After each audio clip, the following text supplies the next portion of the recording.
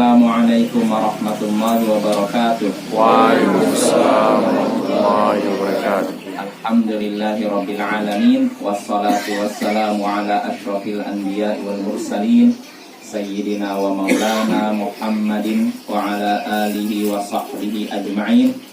Amma ba'd. Ayyuhal ikhwa wal akhwat, a'azzani wa a'azzakumullah. Saudara-saudariku yang semoga dimuliakan oleh Allah.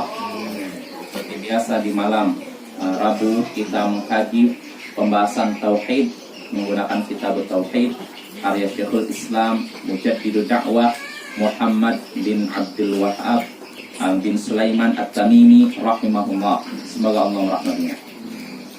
Ya, pada pertemuan sebelumnya kita sudah selesai atau menyelesaikan babu majaa fir ruqa wat tamaim. Bab keterangan tentang ruqyah dan tamimah. Ya, ruqyah dan tamimah.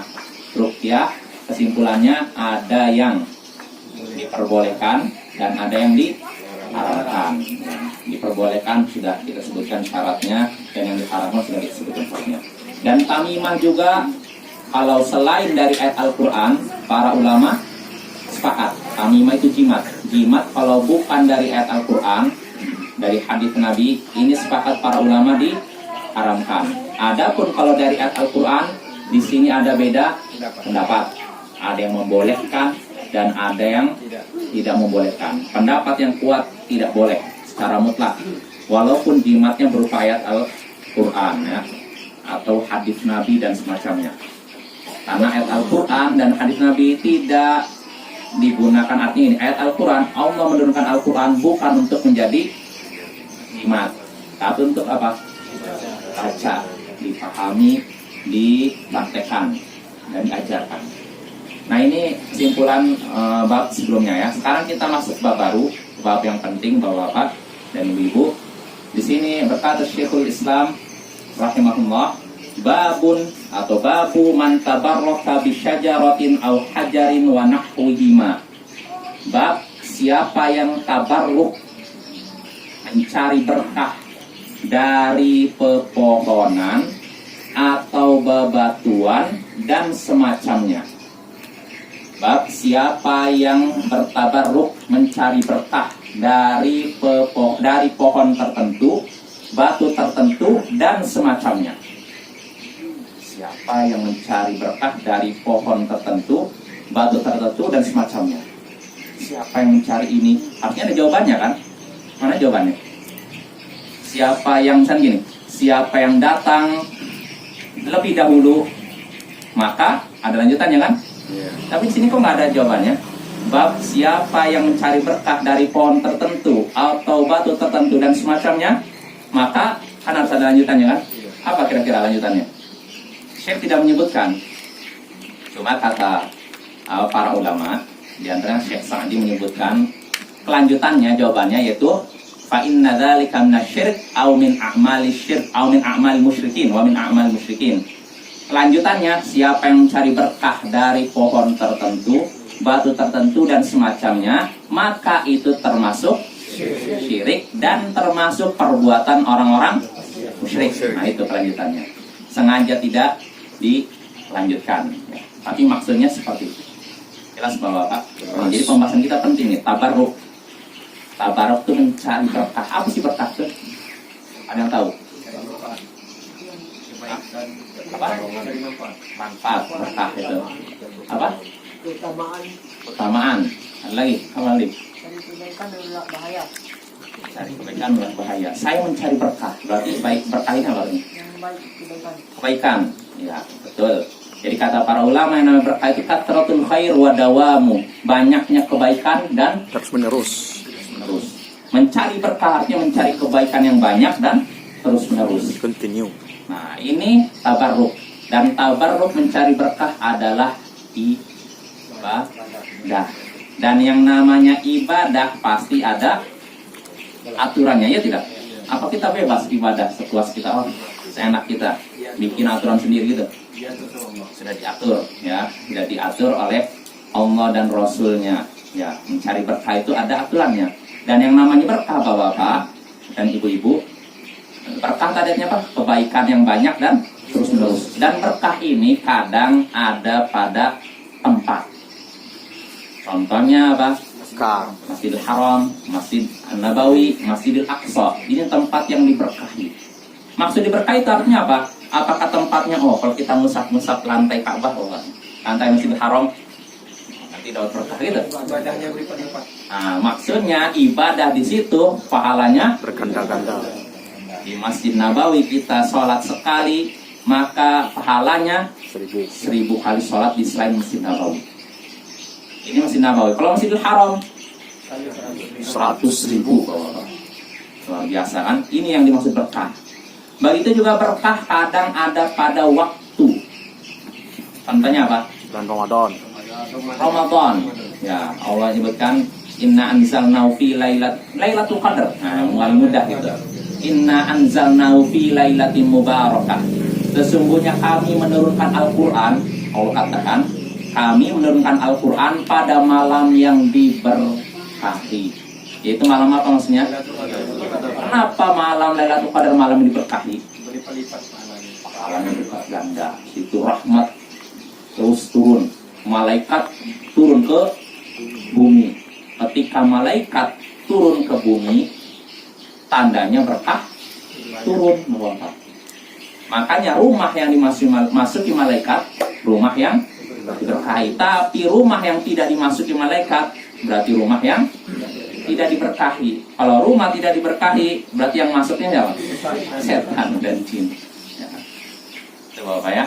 Jadi berkah itu artinya kebaikan yang banyak dan terus menerus. Ada pada tempat, ada pada tadi waktu, ada pada amal soleh. Semua amal soleh itu mengandung berkah. Dan ada pada fisik. Fisik siapa? Rasulullah. Rasulullah. Khusus Rasulullah. Adapun selain Rasulullah tidak ada berkahnya. Maksudnya apa? Rasulullah semua ininya apa? Jasadnya, baik yang ada masih nempel maupun yang terlepas darinya, rambut atau ludahnya atau baju yang pernah nempel, itu semua ada berkah. Makanya para sahabat dulu, Bapak-bapak, mereka itu sangat mencari ini. Artinya mereka mengejar ini. Ada di antara sahabat yang ketika itu dia tidak sengaja terpukul Rasulullah. Maka sahabat ini untuk kisos. Udah dipukul nih. Para sahabat yang lain ngajarnya kamu, masa ini Rasul, maafkan aja lah, nggak sengaja orang mukul kok. Kata sahabatnya, saya nggak mau, pokoknya minta kisos. Udah Rasulullah buka bajunya, ternyata dia pun langsung dalam rangka apa? Cari berkah yang ada pada badan Rasulullah. Nah, ini badannya Rasulullah berkah. Makanya Aisyah ketika menjelaskan dalam hadis Sahih Bukhari atau Sahih Muslim bahwasanya Rasulullah SAW kalau beliau sakit beliau meruqyah diri beliau sendiri. Meruqyah diri beliau sendiri. Nah, ketika beliau sakit kata Aisyah, maka yang meruqyahnya adalah siapa? Istri beliau sambil mengusapkan tangan beliau ke badan beliau yang sakit. Dalam rangka apa? Berkah kata Aisyah. Itu berkah contohnya dari badan beliau atau yang terpisah dari badan beliau seperti rambut. Makanya beliau ketika melaksanakan ibadah haji di Arafah, bukan di Arafah, tanggal 9, 10-nya di Mina, setelah beliau tahallul mencukur rambutnya, beliau nyuruh kepada sahabat, bagikan rambut saya. Tujuannya apa? Bagi-bagi berkah. Para sahabat langsung ini. Nah, ini rambut. Begitu juga segala sesuatu yang menyentuh fisik beliau. Contohnya bekas wudhu beliau. Para sahabat ini, kalau Nabi wudhu, sisa wudhunya jadi rebutan. Ya ini karena apa? Berkah yang ada pada jasad beliau. Dan berkah ini sekali lagi, kalau berkah yang terkait fisik hanya berlaku pada Rasulullah. Adapun selain Rasulullah tidak ada berkahnya. Kalau Habib sisat. Ya walaupun keturunannya, karena seandainya berkah itu ada pada selain Rasulullah, tentu yang paling pantas untuk kita cari berkah yaitu Abu Bakar, ya tidak? Namun setelah Rasulullah wafat, apakah para sahabat minta ke Abu Bakar? Abu Bakar siapa? Enggak kan? Abu Bakar selesai wudhu, para sahabat nggak memperebutkan sisa air wudhunya. Cuman Rasulullah saja, dan ini kekhususan Bapak ya. Itu yang dimaksud berkah ya. Dan itu sekali lagi berkait ibadah, dan Rasulullah sudah menentukan, Allah dan Rasul sudah menentukan berkah itu ini. Ada selain yang ditentukan, maka kita tidak disyariatkan mencari berkah. Ya, contohnya apa? Inilah yang akan kita bahas. Bapak ya. Ya, contohnya Rasulullah ketika meludahi Ali bin Abi Thalib, Sembuh. kan? Ya, selain karena doa beliau dan juga sudah beliau kan. Nah, ini berlaku pada Rasulullah saja. Rasul meludahi lalu doakan sembuh. Adapun kita jangan coba-coba. Kamu sakit mata sini, saya ludahin. Ini makin ini, makin parah sakitnya. Iya, kena virus corona. Ya itu Bapak ya. Nah, kita lanjut. Nah, itu pembahasan berkah tabarruk. Ini pembahasan penting juga, membahas menyinggung termasuk pembahasan penting dalam masalah tauhid dan akidah. Sebab banyak orang yang tergelincir dalam hal ini. Banyak yang menyimpang dalam hal tabarruk di sini. Kalau kita nyaksikan di masyarakat kita, ada orang yang cari tabarruk ya kepada orang soleh katanya, yang dianggap kiai kah, buya kah, atau apa, tuan guru. Kadang kalau itu sisa minumannya diperebutkan. Bahkan sebagian tokoh-tokoh sufi sampai menyuruh, nih cuci kaki saya, tampung airnya, minum. Ada pakai telunjuk Ustaz. Nyata ini Bapak, ini nyata, bukan bohong. Saya tahu ini dari mana? Dulu saya masih kecil, udah masih usia 9 tahun, saya suka baca-baca buku majalah Tempo, Gatra. Ini kan majalah berat kan, tapi karena mungkin ditunjang sama abang saya suka baca, saya ikut baca juga. Saya baca, saya masih ingat aja di majalah Gatra kalau tidak salah. Di situ ada pembahasan khusus tentang tarekat sufi. Nanti itu disebutkan para tokoh-tokoh tarekat sufi. Ada yang menyuruh muridnya untuk mencuci kakinya, lalu sisa tampungannya itu disuruh diminum. Apa alasannya? Berkah. Mau bapak-bapak itu? Sampai gitu. Angkat bangku. Nah itu hati-hati ya. Ada juga di sebagian daerah juga sampai kereta, katanya kereta sultan atau apa, sisa ininya kan dibersihkan kereta ini kan, maksudnya kereta tuh ini, maksudnya yang untuk kuda itu. Nah, dibersihkan air ininya itu. Tuh, ada itu. Nyata. Dan begitu juga mungkin Bapak tahu juga di suatu daerah, nggak mau saya sebutkan juga, ada seekor sapi yang dianggap berkah juga. Tahu kan? Jadi kalau dia keluar di hari Syuro, katanya Asyura atau apa itu, jadi para pedagang itu udah berjejeran di pinggir jalan. Kalau sapi ini sebutnya kiai katanya. Kalau sapi ini makan sayur-sayuran yang dijajakan oleh pedagang, mereka senang. Karena berkah ini. Dan kalau sapi ini yang mengeluarkan kotoran, diperebutkan. Iya betul. Sebagian ada yang diginikan, sebagian yang campur ke ini minuman. Nah, itulah bahayanya jauh. Ya langkah bahayanya kalau jauh dari ilmu ya. Yang kemarin itu Ustaz, batu ponari itu gimana? Ini itu termasuk. Inilah siapa yang mencari berkah dari pohon tertentu atau batu tertentu. Dan ini akan kita singgung. Ini kebiasaan ini bukan ada di zaman sekarang saja, sudah ada di zaman jahiliyah. Ya. Cuman bedanya dulu namanya bukan ponari, sekarang ponari. Ya jelas Bapak ya. Ya kita baca langsung.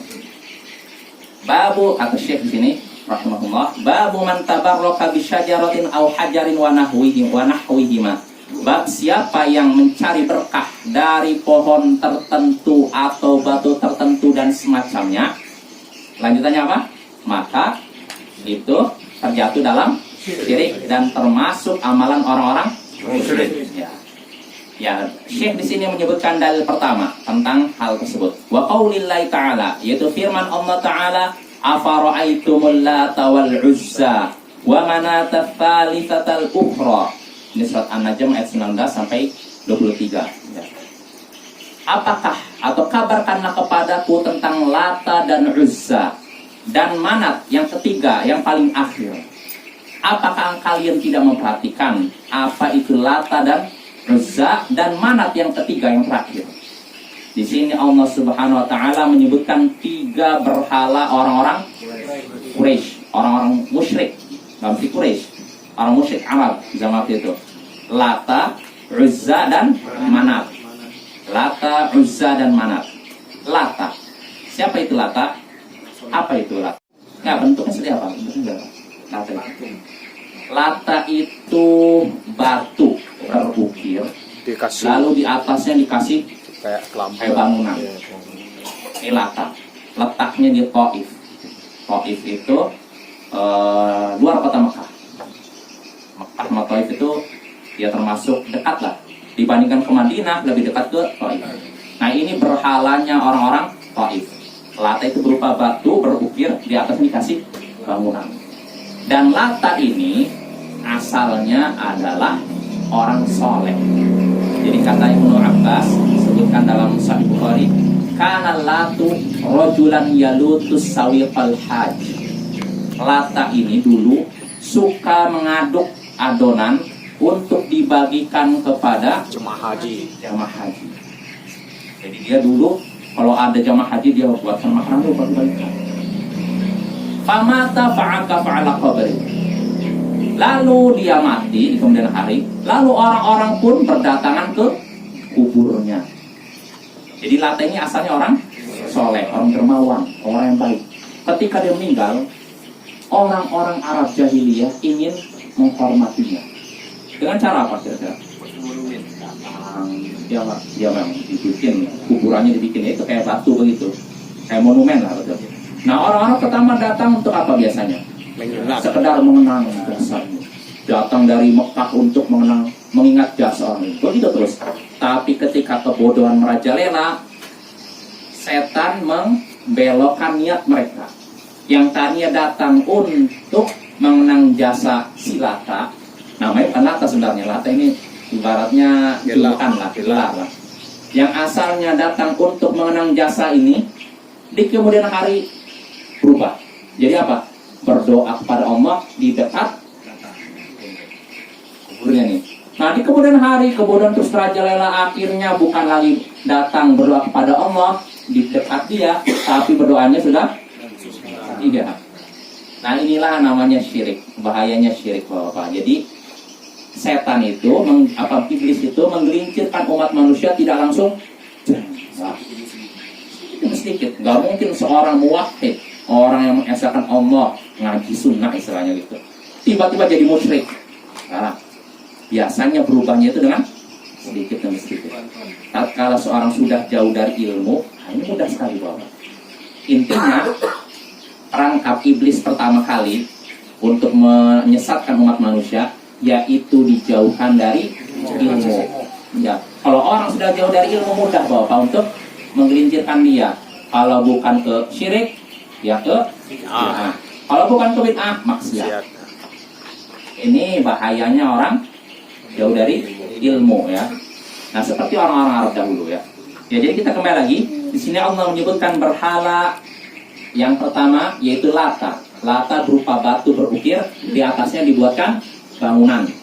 Tempatnya di mana? Taif. Ya. Lalu Allah menyebutkan yang kedua Uzza. Uzza ini adalah sebuah pohon yang diberi kelambu. Uzza, sebuah pohon diberi kelambu. Jadi tinggal sekali pohon dan kelambu. Nah, letaknya di Nakhlah antara Taif dan Mekah. Nyamuk sih. Apa? Banyak nyamuk. Melindungi dari nyamuk gitu ya. Ya, jadi ini letaknya di Nakhlah antara Taif dan Mekah. Ini Uzza ya, pohon. Lalu berikutnya Manat. Nah, kalau Manat ini berupa patung. Kalau Lata tadi batu, kalau Uzza pohon, sedangkan Manat ini patung. Letaknya di Musyallal, yaitu antara Mekah dengan Madinah. Jelas Bapak ya. Nah, inilah 3 berhala yang paling populer, paling terkenal. Orang Arab jahiliyah bukan nyembah ini aja, banyak, tapi yang paling terkenal ini. Ya. Sebenarnya ada lagi Hubal dan semacamnya. Tapi yang paling populer di masa Rasulullah SAW hidup, yaitu 3. Lata, Uzza, dan Manat. Nah, Bapak-bapak perhatikan. Di sini Syekh membawakan ayat ini untuk menyatakan siapa yang mencari berkah dari pohon tertentu, batu tertentu, dan semacamnya, maka ia terjatuh dalam syirik. Pertanyaan mana? Apa disebutkan dalam ayat tadi siapa yang mencari berkah dari pohon ini? Ada? Ada. Mana? Latu yang pohon. Lakal. Bisa disebutkan nggak oleh Allah? Tidak kan? Gimana Syekh bisa menyebutkan ini? Ada yang tahu? Hah? Ya jelas, artinya gini, memang tidak disebutkan dalam ayat tadi siapa yang mencari berkah dari ini, dari Lata, Uzza ini, atau siapa yang mencari berkah dari pohon, dari batu, dari dan semacamnya, maka dia syirik. Nggak disebutkan kan? Nah, tapi Syekh ini kecerdasan Syekh, kita bisa tahu di sini Syekh cerdas. Artinya apa? Memang tidak disebutkan dalam ayat siapa yang mencari berkah dari pohon, dari batu, dia terjatuh dalam syirik. Tapi Syekh di sini menyebutkan bahwasanya orang-orang musyrik zaman dahulu mereka mencari berkah dari benda-benda tertentu, di antaranya Lata. Lata tadi apa? Batu, yang artinya kuburan gitu kan. Lalu Uzza, pohon, ya kan. Lalu Manat, batu patung. Berarti siapa yang mencari berkah dari pohon tertentu, batu tertentu dan semacamnya, berarti sudah menyerupai orang-orang yang mencari berkah dari Lata, Uzza, dan Manat. Jelas Bapak? Ini Syekh cerdas nih, bagian ini tujuannya gitu ya. Karena orang musyrik begitu, mereka mencari berkah waktu itu, berkah dari ini dan ini. Dan itu perbuatan orang musyrik sekali lagi. Ya, pintu menuju syirik besar. Pertama tujuan cari berkah. Di kemudian hari berdoa, minta-minta ke itu. Jelas Bapak ya? Ya, ini dalil pertama yang disebutkan Syekh ya. Jadi siapa yang mencari berkah dari pohon tertentu, berarti dia menyerupai orang yang mencari berkah dari Uzza. Dan siapa yang mencari berkah dari batu tertentu, berarti dia sudah menyerupai Manat atau Lata dan semacamnya. Semacamnya apa contohnya? Di sini kan saya menyebutkan siapa yang mencari berkah dari pohon tertentu atau batu tertentu dan semacamnya. Apa contoh semacamnya? Batu, pohon, terus kuburan, terus apa lagi? Sapi, hewan ya. Terus apa lagi? Tali busur. Tali busur. Yang digantungkan ke leher. Oh, jimat. Oh, lain lagi. Kan? Manusia. Yang bentuk berkah. Manusia, ya. Ini nggak sebutkan manusia. Dan semacamnya. Ya, pokoknya apapun yang tidak disebutkan dalam Al-Quran bahwa itu mengandung berkah, kalau kita mencari berkah dari situ, berarti kita sudah terjatuh dalam syirik kecil.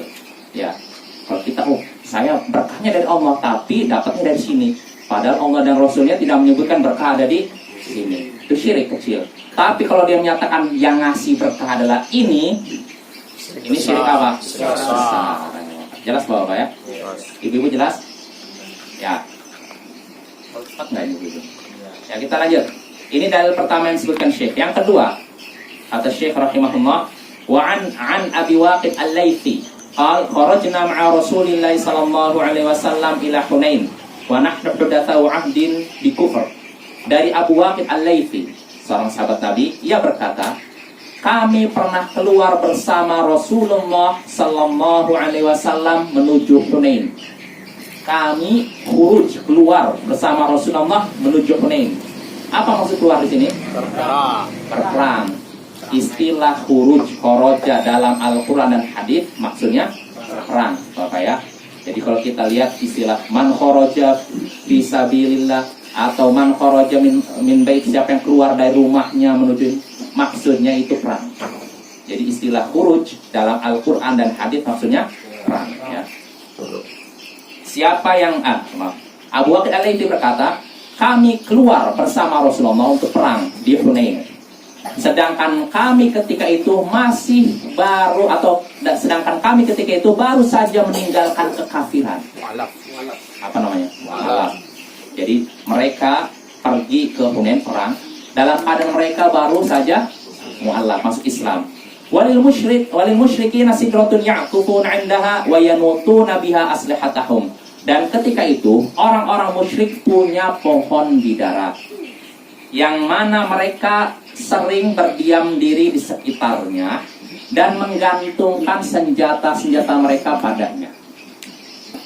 Jadi ketika Abu Waqid Al-Laythi dengan orang-orang mu'allaf keluar bersama Rasulullah menuju Hunain, mereka mengabarkan bahwa orang-orang musyrik punya satu pohon bidara yang sering mereka berdiam diri di sekitarnya dan juga menggantungkan senjata mereka. Kira-kira untuk apa? Cari berkah, cari berkah. Tabar nih, kemarin kita nih. Yuqalu laha dzatu anwaq. Nah, nama pohon tersebut, pohon bidara tersebut namanya dzatu anwaq. Dzatu anwaq ya. Famarorna bisidratin. Maka kami pun, kata Abu Waqid, melewati sebuah pohon bidara. Fakulna, lalu kami pun berkata, ya Rasulullah, wahai Rasulullah, ij'al lana dzata anwaq kama lahum dzatu anwaq. Buatkan untuk kami dzatu anwaq sebagaimana mereka mempunyai dzatu anwaq. Buatkan untuk kami dzatu anwaq. Dzatu anwaq apa tadi? Pohon yang orang musyrikin sering berdiam di sekitarnya lalu menggantung senjata mereka. Buatkan kami dzatu anwaq sebagaimana orang-orang musyrik itu punya dzatu anwaq. Nah, ini permintaan siapa? Para sahabat yang baru masuk Islam. Faqala Rasulullah sallallahu alaihi wasallam, maka Rasulullah sallallahu alaihi wasallam pun bersabda, Allahu akbar. Allah Maha besar. Inna hasunan, ini kebiasaan orang-orang terdahulu. Allahu akbar. Ini kebiasaan orang-orang sebelum kalian. Qultum walladzi nafsi biyadi kama qalat banu Israil li Musa. Demi Allah yang jiwaku ada di tangannya, kalian telah mengucapkan suatu perkataan seperti perkataan yang diucapkan Bani Israel kepada Musa. Ij'al lana ilahan kama lahum aliha. Wahai Musa, buatkan untuk kami sembahan sebagaimana mereka punya sembahan. Musa pun berkata, innakum qaumun tajhalun. Sesungguhnya kalian ini orang-orang bodoh. Ya, kita kembali lagi Bapak. Di sini Rasulullah ketika para sahabatnya minta dibuatkan dzatu anwaq, pohon yang digunakan untuk apa? Berdiam diri di sekitarnya dan menggantungkan senjata untuk mencari berkah padanya. Rasulullah mengatakan Allahu akbar. Allah Maha besar. Artinya apa ini? Pengingkaran. Jadi kadang mengingkar itu bisa dengan Allahu akbar. Allahu akbar. Bukan tandanya lanjut bagus. Jadi tergantung konteksnya ya. Jadi Allah akbar kadang bisa untuk kagum atau untuk pengingkaran. Jadi jangan kita lanjut Allah akbar. Misalkan ada orang konsultasi pada saya, gimana masalah saya udah melakukan maksiat ini nih, Allahu akbar. Bisa setuju nanti kira-kira? Enggak, maksudnya mengingkari itu.